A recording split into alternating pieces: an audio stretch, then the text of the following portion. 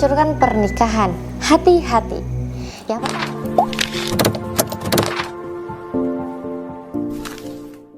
Yang pertama, mertua ikut campur.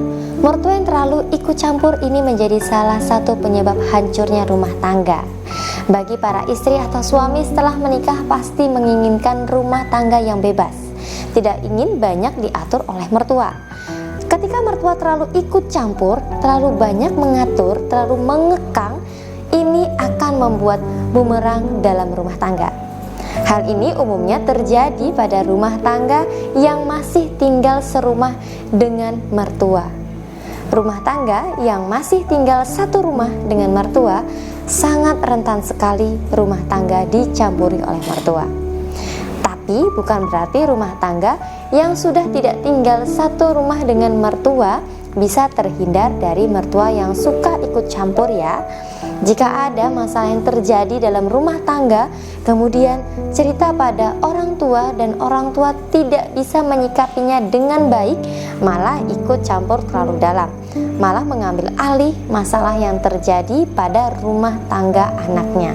Ini hanya akan memperburuk masalah yang tentunya, dan banyak sekali klien-klien saya yang rumah tangganya hancur karena mertua terlalu ikut campur urusan rumah tangganya. Oleh karena itu, alangkah lebih baiknya jangan terlalu terbuka pada orang tua terkait masalah yang terjadi dalam rumah tangga, ya. Kemudian yang kedua, tidak terbuka.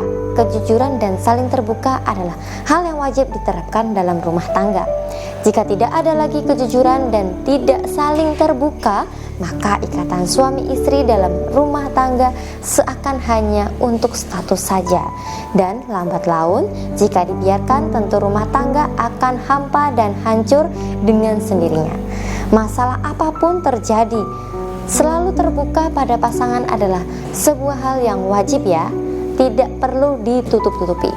Sebaik apapun menyembunyikan sesuatu, pasti akan ketahuan juga pastinya.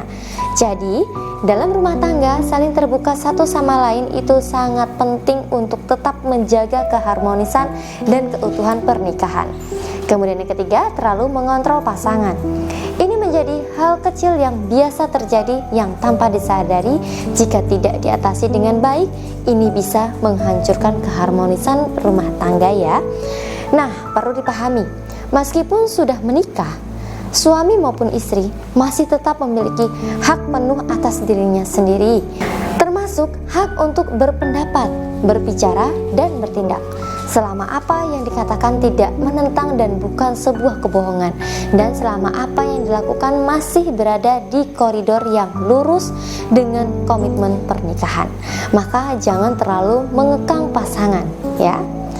Nah, selain menyakiti hati, terlalu membatasi dan mengekang pasangan ini akan membuat pasangan merasa keberadaannya sangat diremehkan. Nah, ketika rasa hormat sudah hilang, bukan tidak mungkin akan berdampak sangat buruk pada rumah tangganya. Kemudian yang keempat, cemburu buta. Rasa cemburu pada pasangan itu memang harus ada ya, karena dengan cemburu itu menandakan bahwa kita benar-benar mencintai pasangan kita. Tapi bukan cemburu yang sangat berlebihan. Cemburulah sewajarnya saja. Cemburu yang berlebihan tidak hanya berdampak negatif pada diri sendiri saja. Hal ini juga akan berdampak pada keharmonisan rumah tangga. Selain membuat diri menjadi tidak tenang dan tersiksa batin karena pemikiran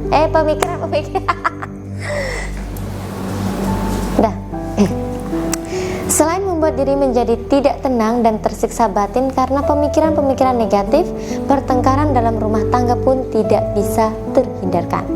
Pertengkaran pasti akan terjadi. Kemudian yang kelima, kurangnya perhatian dan kasih sayang.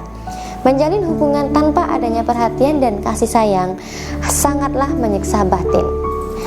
Istri mana atau suami mana yang bisa tahan menjalin hubungan pernikahan yang tidak ada kasih sayang di dalamnya? Bentuk perhatian dan kasih sayang pada pasangan memang tidak harus ditunjukkan setiap saat. Tapi jika sama sekali tidak ditunjukkan, ya ini membuat pasangan merasa tidak dibutuhkan, yang kemudian mengakibatkan rumah tangga menjadi hambar dan bahkan hancur.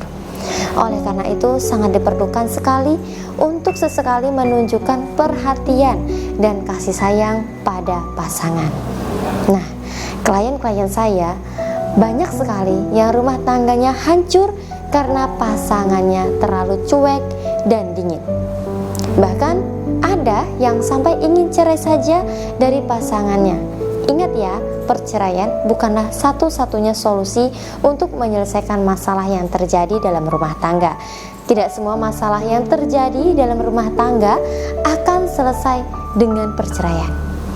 Jika memang masih bisa diatasi, masih bisa diperbaiki, maka perbaikilah ya. Klien-klien saya untuk mengharmoniskan rumah tangganya, mereka saya bantu buka aura rumah tangga dan saya sarankan untuk menggunakan sarana liontin emas maduri.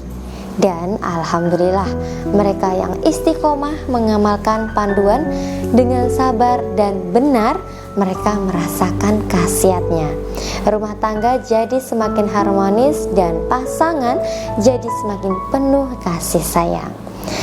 Untuk konsultasi silahkan bisa langsung menghubungi kontak yang ada di video atau di deskripsi. Mari kita mengobrol dari hati ke hati.